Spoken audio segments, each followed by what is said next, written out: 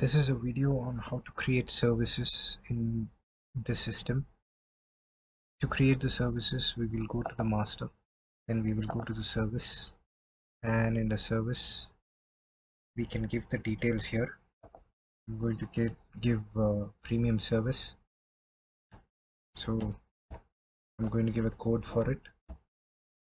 Going to give the premium service name. Then the brand I will set to NA. You can set the brand to any brand you prefer for the service, but by default we are going to set it to NA.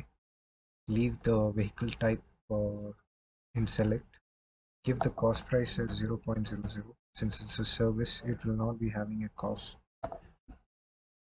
Give the selling price for the service.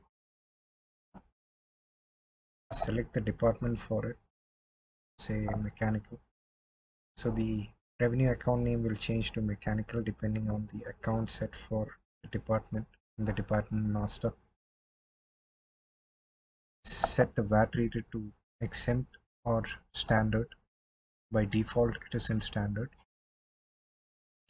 If you have VAT for the particular service, you can set it to standard and then you can save.